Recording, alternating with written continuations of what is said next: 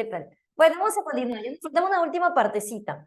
Estábamos hablando del positivismo y justamente para comprenderlo mejor vamos a revisar una lectura. Bueno, ya habíamos terminado de hablar realmente del positivismo. En tu material tienes un texto, es el último texto de las últimas preguntas 14 y 15. Ya, vamos a revisar ese texto para comprender mejor el pensamiento de González Prada, ¿ya? A ver si lo abres, si me avisas. A ver, ábrelo, porfa. Abran su material, busquen el texto de las últimas preguntas.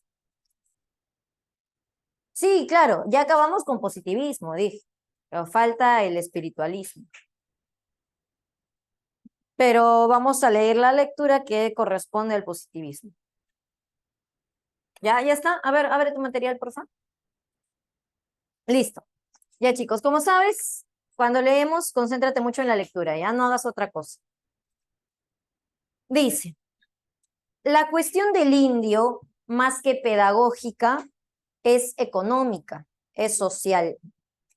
La condición del indígena puede mejorar de dos maneras. O el corazón de los opresores se ennoblece al extremo de reconocer el derecho de los oprimidos, o el ánimo de los oprimidos adquiere la virilidad suficiente para escarmentar a los opresores. Si el indio aprovecha en rifles y cápsulas todo el dinero que desperdicia en alcohol y fiestas, si en un rincón de su choza o en el agujero de una peña escondiera un arma, cambiaría de condición. Haría respetar su propiedad y su vida. A la violencia respondería con la violencia, escarmentando al patrón que le arrebata las lanas, al soldado que le recluta en nombre del gobierno, al montonero que le roba ganado y bestias de carga. Al indio no se le predique humildad y resignación, sino orgullo y rebeldía. ¿Qué ha ganado con 300 o 400 años de conformidad y paciencia? En resumen, el indio se redimirá merced a su propio esfuerzo, no por la humanización de sus opresores. Todo blanco es, más o menos, un Pizarro, un Valverde o un Areche. Bastante claro el texto de González Prada, ¿no? A ver, ¿entendiste? ¿Qué está diciendo González Prada?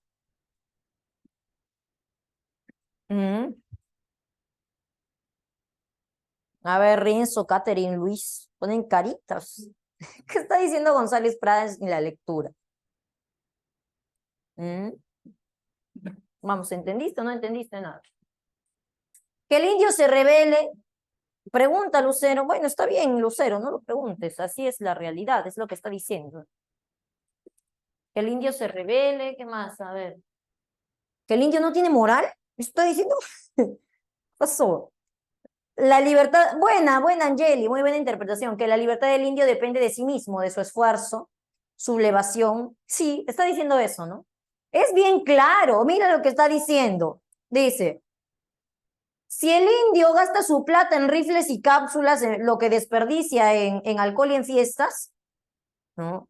Ya hace rato estaría libre, claro. Si en un rincón de su choza, dice, esconde un arma, ya hace rato estaría libre.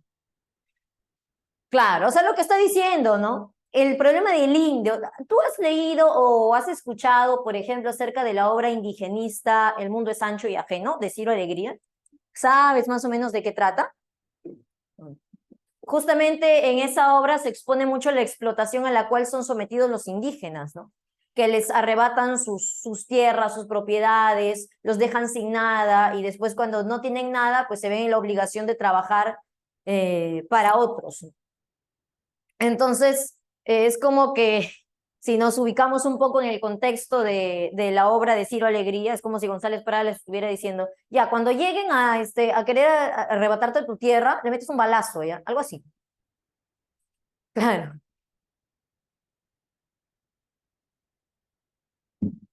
Entonces, eso es lo que está diciendo, ¿no? O sea, no te dejes, pues, ¿no? Cuando llegue el que te quiere robar tu ganado, tus tierras, lo que es tuyo, métele un balazo.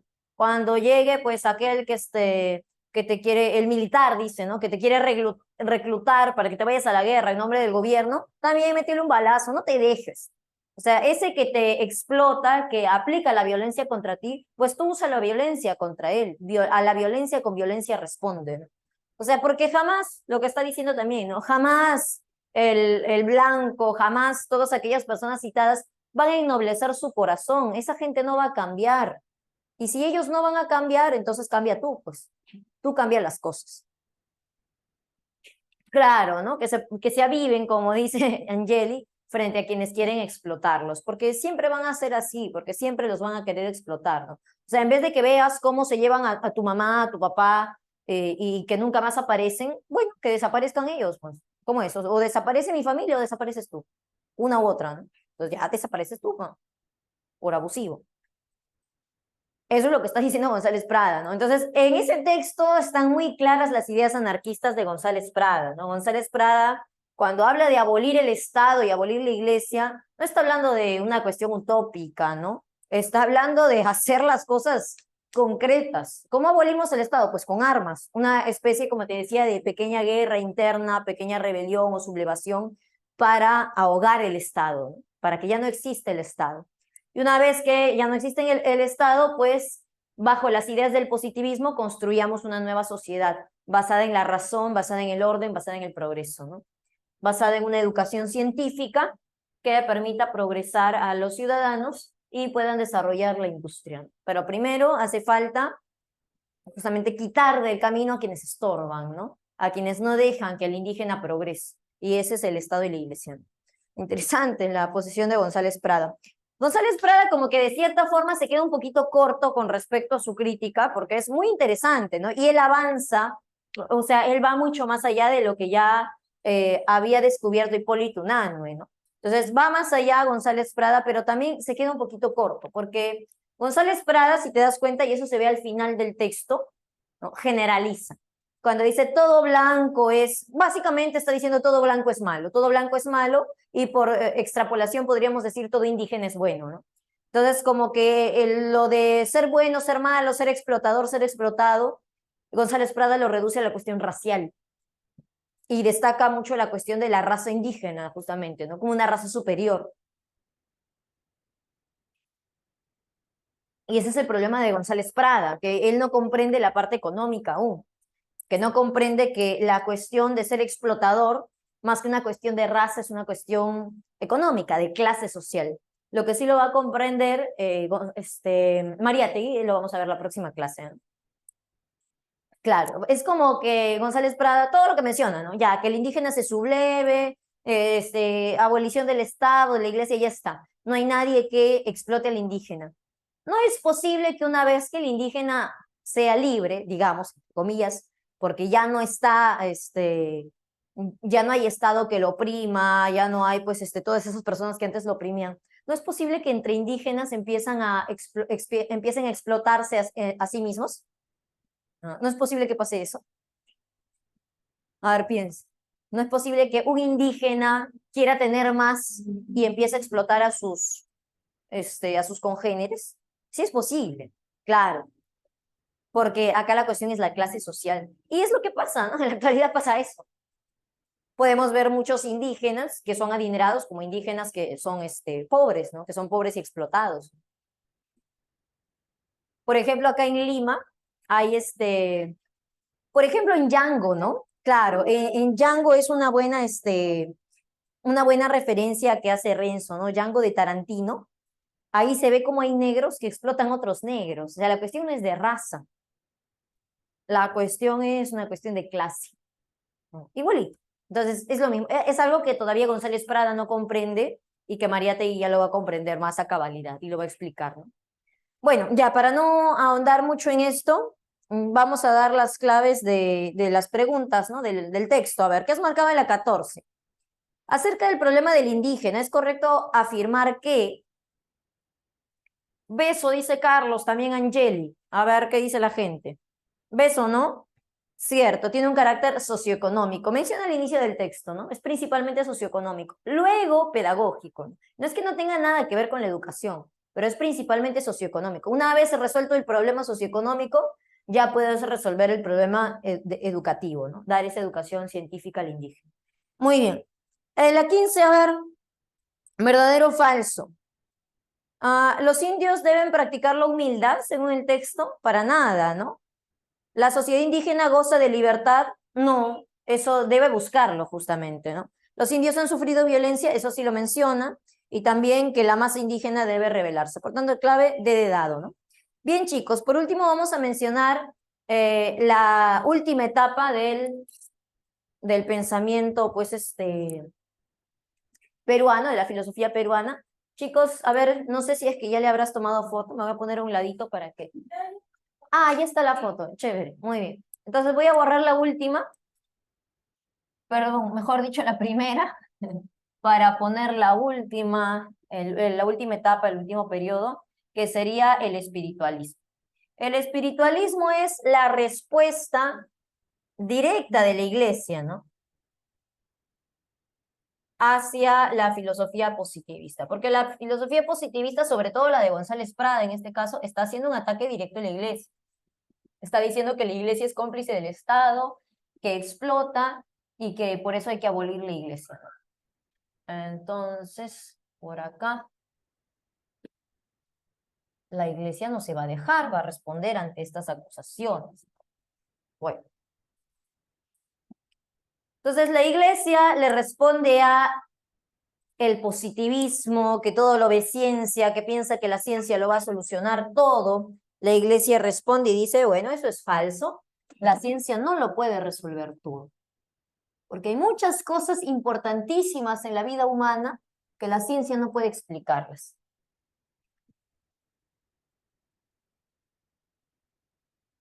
Espiritualismo. Y claro, se llama así y evidentemente sabemos por qué, ¿no? Porque hace alusión al espíritu. Por ejemplo, el espíritu es una de las cosas quizá más importantes que tiene el hombre, que la ciencia no lo puede explicar, ¿no?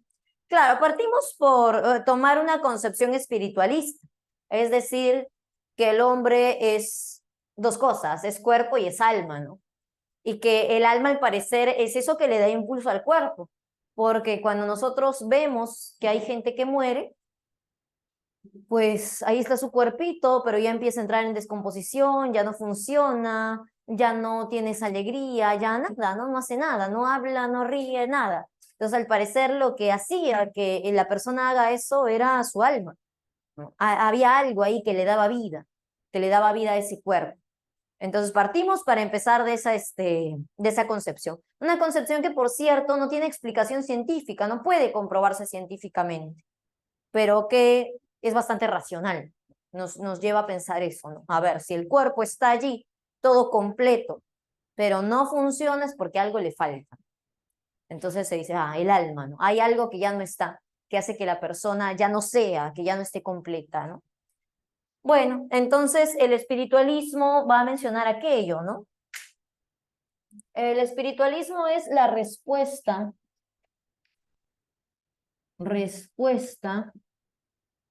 al positivismo, reacción al positivismo. Esa es su intención, reaccionar, responder, defenderse frente al positivismo. Y el problema que va a plantear el espiritualismo, pues es el problema del espíritu. Un problema que, por cierto, no puede resolverlo la ciencia. Por ejemplo, está ligado al espíritu el tema de la libertad, dice el espiritualista. No entendí, dice Luis. A ver, claro, es como, por ejemplo, no sé si alguna vez hayas tenido que pasar por la situación de que alguien cercano muere, ¿no? Entonces, cuando alguien fallece, como que nos viene cierta reflexión, ¿no? Porque vemos ahí su cuerpo, ¿no? Ahí está el cuerpo, está completo, todos sus órganos están allí, pero sabemos que ya no está esa persona, ¿no? Que ese cuerpo pronto empezará a entrar en descomposición y que ya no es, pues ya no es esa persona, ¿no? Entonces, ¿por qué ya no es si el cuerpo está allí? Entonces, eso nos lleva a pensar que no somos solamente cuerpo, pues, porque si fuéramos solamente cuerpo, eso que está allí seguiría siendo nuestro ser querido, nuestro familiar, ¿no? Entonces, claro, si no somos solamente cuerpo, si hay algo al parecer que falta, pues ¿qué es lo que falta, no? ¿Qué es lo que falta que le daba vida a ese cuerpo?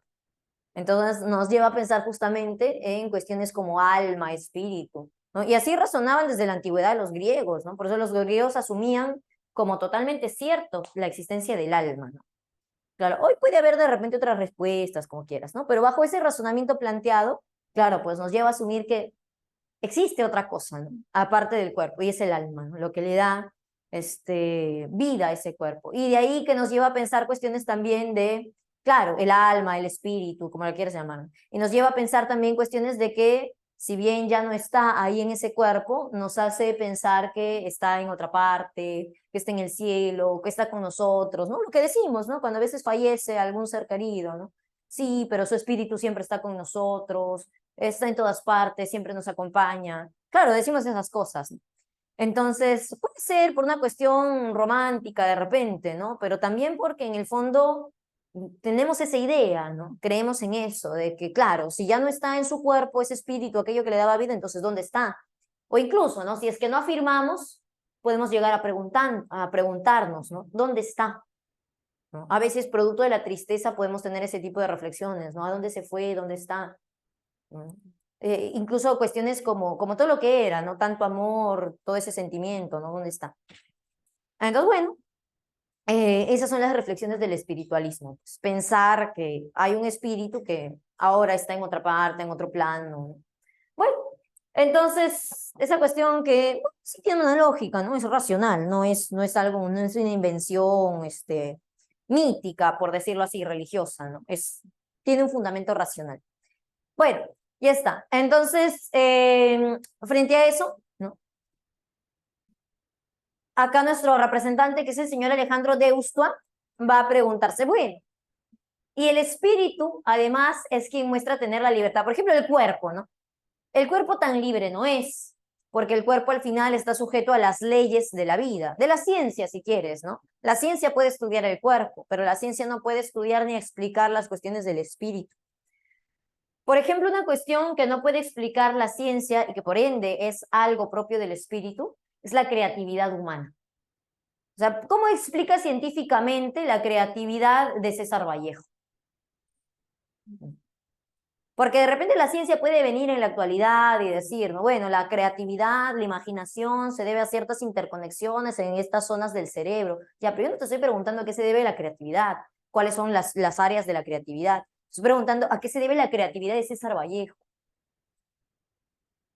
A ver, explícame, ¿cómo se explica la creatividad de César Vallejo, la de Neruda en sus poemas? ¿De qué manera de repente podría yo científicamente replicar la creatividad de Vallejo en mí? Siguiendo un método científico de repente, ¿podría tener la misma creatividad? No se puede. Es como que una cuestión de acá, del espíritu. Algo que el cuerpo no se puede explicar científicamente, corpóreamente, apelando al cuerpo. Es una cuestión del alma. Claro, es propia del alma, del espíritu de cada uno. Entonces, eso dice Deusto justamente, ¿no? Como que el espíritu en su libertad, porque el espíritu sí es libre a diferencia del cuerpo que está sujeto a leyes, el espíritu libre se expresa justamente en la actividad artística, no en la ciencia, ¿no? Porque cuando el hombre hace ciencia, tiene que seguir pasos, reglas, parámetros. En cambio, cuando el hombre hace arte, puede desplegar su imaginación, puede desplegar totalmente su libertad, es libre completamente. Entonces, bueno, el problema acá va a ser el problema del espíritu, ¿no? Y el espíritu como portador de creatividad, pero también como portador de moral. En un momento lo vamos a conocer mejor por qué de moral, pero bueno, vamos a poner, ¿no? La creatividad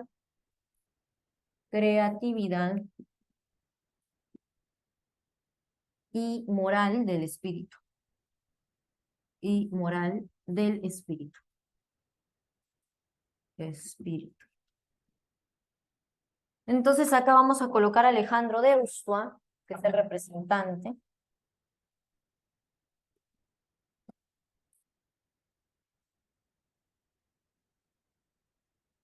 Alejandro Deustua. Deustua es un señor que pertenece a la clase de la aristocracia, Bueno, en realidad, acá, ¿quién no pertenece a la aristocracia? Hasta González Prada es aristócrata. Claro, González Prada, genera una filosofía en favor de los menos favorecidos, ¿no? Del indígena. Pero todos, ¿ah? Mira sus apellidos. Toditos son aristócratas. Son de familias importantes. Bueno, y es algo que ya sabemos, ¿no? Para hacer filosofía, para dedicarte a la filosofía, debe ser así. Debe ser una persona con dinero. Solo una persona con dinero puede tranquilamente dedicarse a la filosofía sin preocuparse por trabajar. Bueno, y aclarando nuevamente, yo no me dedico a la filosofía, yo me dedico a la enseñanza, por si acaso. Me vas a ver con cara de tío rico MacPato. Yo sí trabajo.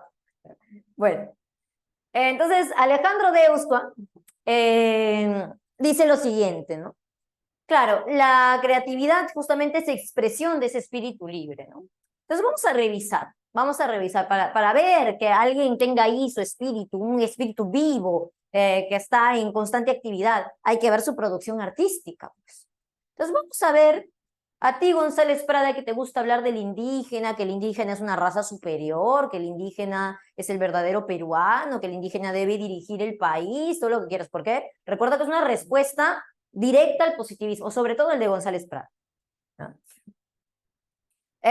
Bueno, entonces, Deusa dice, ¿no? A ti que te gusta hablar de eso, González Prada, ¿no? Del indígena, ¿no? A ver, dime, González Prada, el indígena, ¿cuántas obras? Oye, al menos dime una.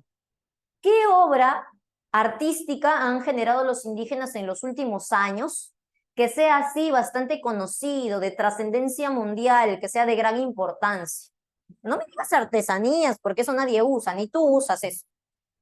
No, dime una obra artística que haya trascendido a nivel mundial, que sea reconocida mundialmente como una gran obra artística. A ver, ¿cuál? ¿Qué han hecho los indígenas que sea así reconocido? Mm. A ver, habla una obra artística, nada. Hoy se congelaron. Nada, no han hecho nada. Están investigando. Piensa. Mente en blanco, pues. 100 años de soledad. Bueno, al parecer, ¿no? Nada, ¿no? Ah, ficciones. Ficciones es conocido así a nivel mundial. En el mundo es ancho y ajeno. ¿Cómo se llama su autor del mundo es ancho y ajeno? Gabriel García Márquez, ¿no? Ya. Ah, no, perdón. 100 años de soledad es Gabriel García Márquez. Ya. Bueno, ¿García Márquez es indígena? Habla acerca de repente de indígenas, pero tampoco es tanto la trama, ¿no? Pero él no es indígena.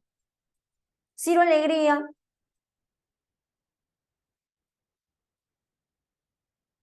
por ejemplo, quien sí es indígena es Arguedas, ¿no? Claro, Arguedas sí es indígena. Pero bueno, así, ya, una obra sí, pero Arguedas es después, ¿no? O sea, ellos no lo conocen. Pero igual, ¿no? Como que no es tan conocido. O sea, Los Ríos Profundos está al nivel de repente, no sé, de Romeo y Julieta, así de famoso. Mm. Para empezar, ni todos los peruanos lo han leído. Claro, entonces, a nivel mundial, como que no, ¿no? No, y bueno, ya, haciendo la salvedad porque no existe realmente Arguedas para la época, ¿no? Que estamos preguntando. Entonces, no hay, ¿no? Porque si dices Machu Picchu, eso es de hace cientos de años, ¿no? Claro, Machu Picchu sí es una obra colosal, conocida mundialmente, que está al nivel de lo que quieras, ¿no? Del Partenón griego o al nivel de lo que quieras, ¿no? Ya, pero Machu Picchu es muy antiguo. Entonces, lo que dice Deusto es, quizá alguna vez el indígena tuvo ese espíritu libre que generó justamente ese Machu Picchu, pero ya no lo tiene, ya no es capaz de generar nada comparable con eso. Entonces, a decir de Deustua, el indígena es una raza agotada. Y con agotada se refiere a que tiene agotada la creatividad, o sea, tiene agotado el espíritu. Su espíritu está como dormido o como muerto, si quieres. En el fondo está diciendo algo muy parecido a lo que decían los escolásticos, ¿no? Sobre todo Sepúlveda. Sepúlveda básicamente en el fondo, al decir que son bestias salvajes, estaba diciendo que no tienen alma, porque ese era el argumento de los escolásticos. El animal no tiene alma, entonces el indígena no tiene alma, haz lo que quieras. Bueno, en el fondo está diciendo eso, ¿no? Su espíritu está agotado. Y claro, es válida la reflexión que haces, Hillary, ¿no? Es como si hubieran debilitado su alma. Claro, quizá eso respondería a González Prada, ¿no? Claro, es cierto, está agotada su creatividad, su espíritu está como dormido, pero no es porque así sea por naturaleza, es porque lo han, justamente por la dominación que le han hecho, por todo el maltrato que ha sufrido. Ya, pero eso jamás lo va a aceptar Deusto, pues. Deusto así alega que el indígena es así por naturaleza, que el indígena alguna vez quizás su espíritu estuvo despierto, vivo, pero ya ha ido decayendo, ¿no? Y que actualmente es una raza agotada. Entonces, esto vamos a poner, ¿no? Deusto considera que el indígena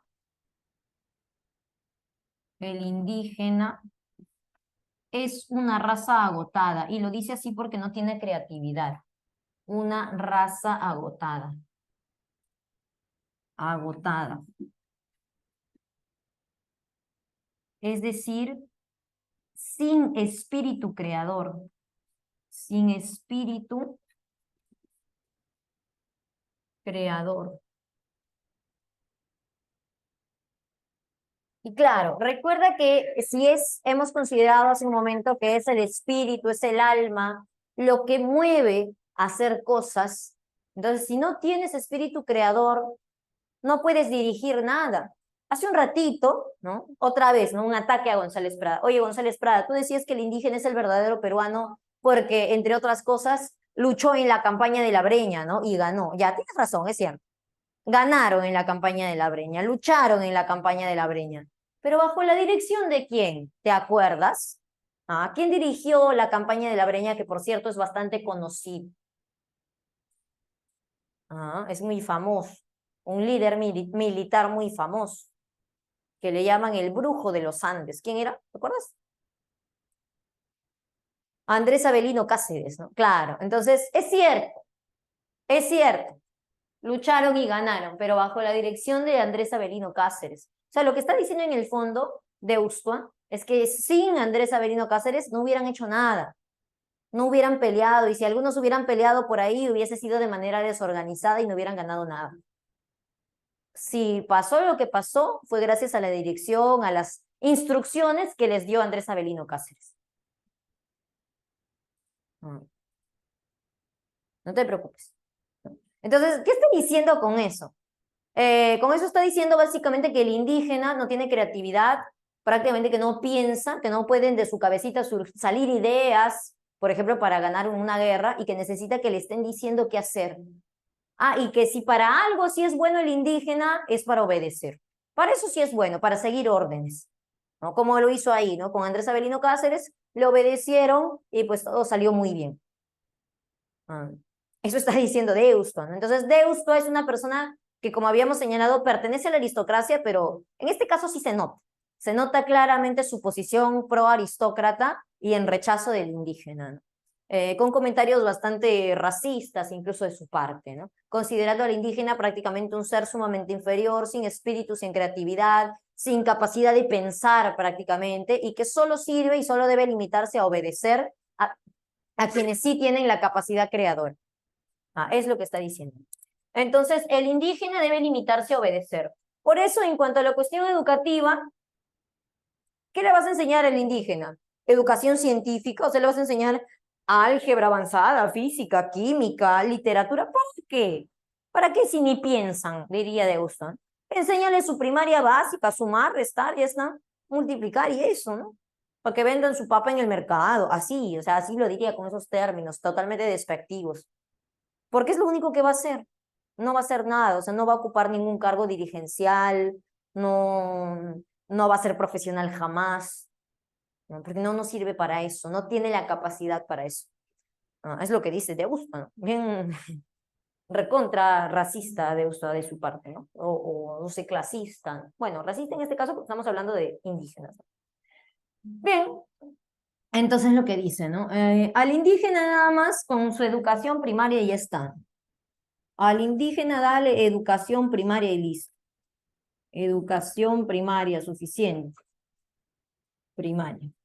¿En quién más bien sí te debes concentrar para darle la mejor educación? Bueno, justamente lo que estamos viendo acá es que hay personas que no tienen espíritu libre y hay personas que sí lo tienen. Pues a ellos, a los que tienen esa capacidad creadora, dirigencial, porque ellos son justamente los que van a terminar como líderes en los grandes cargos públicos, como presidentes, como congresistas, ¿no? Como Senado. Entonces, a ellos sí darles la mejor educación, porque necesitamos los mejores dirigentes. Y no solo educación científica, técnica, no solo eso, sino sobre todo una educación moral, porque el gran problema del país no es un problema técnico ni un problema científico. El gran problema del país es moral, la corrupción que se ve en la historia de el Perú, en la historia de todos los presidentes que han pasado, todos ellos han caído en actos de corrupción. Y si te fijas, todos ellos han sido personas pertenecientes a la aristocracia, personas que cuando estaban jovencitos como tú, pues estaban estudiando en la universidad, ¿no? Todos ellos han estudiado, o bueno, algunos han sido líderes militares, ¿no? Como Cáceres, pero muchos de ellos también han estado en la universidad, y si no en universidades del país, aprendiendo en el extranjero, en universidades del extranjero. Entonces lo que vemos es que quienes terminan siendo los líderes del país, y no hablamos solo de presidentes, sino de todo aquel que ocupa un cargo público, se prepara en la universidad. Entonces, ¿qué hay que hacer? Pues allí en la universidad hay que darles la educación moral para que cuando lleguen al poder no caigan en actos de corrupción. O sea, para Deusto la situación de la corrupción es una situación que nace del espíritu. Y ese espíritu, si no tiene una educación moral buena, bien fundamentada, entonces va a haber problemas. Entonces, básicamente la propuesta es dar una educación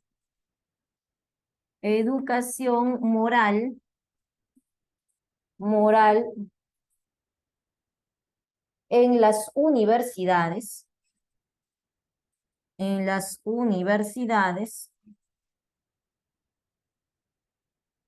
¿a quiénes? Bueno, los que están ahí, a los futuros dirigentes del país, futuros dirigentes del país.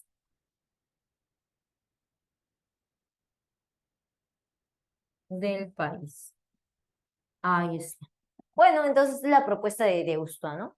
Ya hemos visto, chicos, la última parte de Deusto. Ahora sí, vamos a terminar con nuestras preguntas. A ver, vamos con el material. La pregunta número 1. Claro, educación moral para la élite gobernante. Ahí está. Básicamente, puedes resumirlo en eso si quieres su propuesta, ¿no? Es la propuesta final de Deusto, ¿no? Básicamente, la primera parte estábamos explicando solo que el indígena, para él no sirve para nada, solo para obedecer. Es masa el indígena, es masa que sirve para seguir órdenes, ¿no? Y por eso deben seguir siendo sumisos. Lo que decía González Prada, que el indígena no debe ser todo lo contrario para él. No, el indígena sí debe ser sumiso, a decir de Deusto, ¿no? Bueno, la 1, ¿cuál es la clave? A ver. Para justificar la invasión europea, estamos en la escolástica, ¿no? Se puso en tela de juicio la humanidad ¿de quién? Del indígena, ¿no? Muy bien. A ver, frente a la tesis de Ginés de Sepúlveda, Bartolomé manifestó que es ilícita la guerra contra los indígenas, ya que estos son, ¿a qué marcarías? Si para Bartolomé de las Casas el indígena sí es peruano, entonces ¿qué marca? Sí es peruano, ¿qué estoy hablando? Sí es humano, entonces ¿qué marcamos? Solamente hay una clave que puedo marcar. Si es humano. Si sí es humano, ¿qué sí es? Sería B de Barquito, ¿no? Sí es un ser racional. Muy bien. Seres racionales. 3, ¿qué marcas en la 3? A ver, ¿influencia de quiénes? Dijimos de todos los pensadores modernos, ¿no? Ahí es de dedadito, claro. Diderot, Descartes, Locke, Voltaire, ¿no? Muy bien. 4, 4. ¿Quién postuló la soberanía de inteligencia? Bartolomé Herrera. O sea, decía que muy bien deben gobernar intelectuales y predestinados. 5. Frente al avance positivista, el espiritualista propuso tesis críticas y opuestas a la difusión de la ciencia y tecnología. Por eso, Alejandro de Austa planteó que los futuros gobernantes deben recibir ¿qué tipo de educación? Moral, ¿no? Moral para los sectores universitarios. Muy bien, C de casita. A ver, 6. Manuel González Prada fue un notable intelectual que defendió la educación científica y abolición del Estado con el propósito de liberar al hombre de la opresión económica y social que padece. Por eso, según este pensador, las ideas que deben abrazar los peruanos, ay, qué fácil, ¿no? La C de casa, positivismo y anarquismo. A ver, noticias informan que un joven no quiere hacerse cargo de la paternidad de un niño, ya que este hombre manifiesta que él no es el padre. El positivista, y bueno, solo tengo uno en las claves, diría que la investigación científica es el único camino para determinar la verdad. ¿Quién es? Villarán, ¿no? Vicente Villarán. A ver. 8. Dentro de la filosofía peruana se denomina la escolástica el movimiento que fue resultado de 8. A ver, Lucero dice Barco, la implantación del pensamiento feudal español, excelente, ¿no? Recuerda que la escolástica es el pensamiento que se desarrolla durante la feudalidad. Incluso nos impusieron ese modelo, ¿no? De ahí que nos convertimos en un país feudal, estábamos mencionando cuando hablábamos del positivismo, ¿no? A ver, la ilustración en el Perú es la época de la llegada masiva del pensamiento moderno europeo, con el propósito de que, a ver, ¿para qué sirve? Acá está, ¿no? Justificar la independencia. Sería de dedadito, muy bien. 10. A ver, dice que los indígenas mostraron valentía, sin embargo, esas campañas no hubieran sido un éxito de no haber sido dirigida por dirigentes militares. ¿Quién piensa así? Acabamos de plantearlo hace un momentito, ¿no? Deustua, quien dice que los indígenas son una raza agotada. A ver acá, chicos, ¿cuál es la clave? ¿Has relacionado? En la 11, 11 enano, excelente, muy bien. 12, a ver, durante la escolástica se debatió sobre la humanidad del indígena. Sí. En la ilustración ocurrió sobre todo la aparición de la filosofía feudal, para nada, filosofía moderna, ¿no? A ver, en el positivismo apareció la crítica al sistema colonial español, no, porque ya no estábamos en ese sistema, ¿no? Durante el romanticismo ocurrió el debate de conservadores y liberales, eso sí, ¿no? Sería 1 y 4, se de casa. A ver acá, Manuel González Prada postuló una defensa a la educación científica, sí. Alejandro de Usta consideró importante la educación moral universitaria, sí. Hipólito Unanue sostuvo que la educación escolástica es determinante. No, para Unanue más bien la escolástica la rechaza, ¿no? Es mala, hace daño. Manuel Villarán defendió la educación de valores, no, para nada, pues no valores, educación técnica y no para la clase dirigente, para los chivolos del colegio como tú. Bueno, Barco sería, ¿no? Las dos primeras verdaderas y luego falsas. Y con eso acabamos, chicos, la parte de filosofía, ¿no? En el Perú, la próxima semana vemos la segunda parte. Ahora vamos a hablar de psicología. No te preocupes porque el tema es también cortito. Lo hemos dividido en dos partes, el tema de pensamiento, así que no hay problema porque vamos a verlo también en dos clases, ¿no? El día de hoy y la próxima semana vamos a seguir hablando de pensamiento. A ver, vamos a borrar entonces por acá. Creo que empiezo por acá mejor, para que le tomes voto a eso. A ver, vamos a empezar por acá.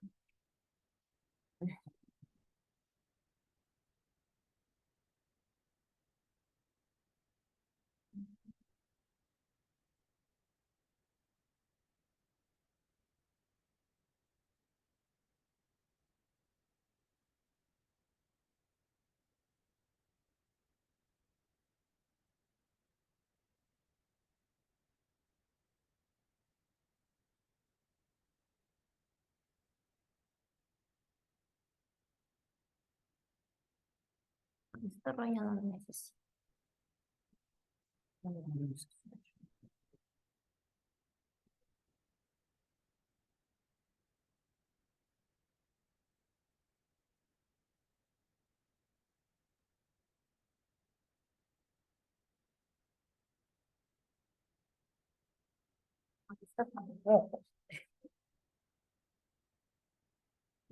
Ahora sí ya borré.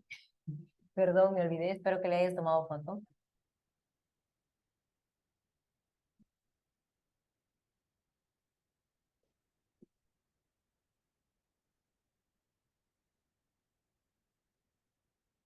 Ya está. Bueno, chicos, vamos a hablar entonces del tema pensamiento el día de hoy. Pensamiento. Pero igual voy a dividir mi pizarra en tres. No me alcanza para dividirla en tres.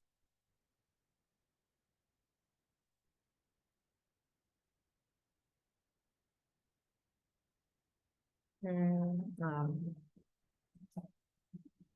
puedo dividir así.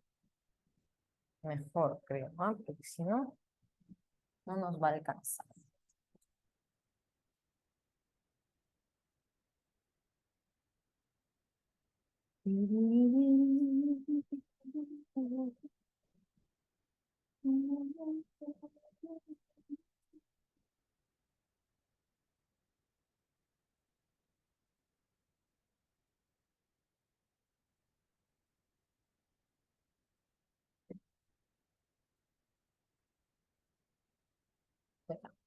Entonces al final borramos eso. Ay, ya, sí le llegaste a tomar foto. Sí, me acordé a últimos minutos, ¿sí no? Ya. Bueno, ahora sí, chicos, pensamiento.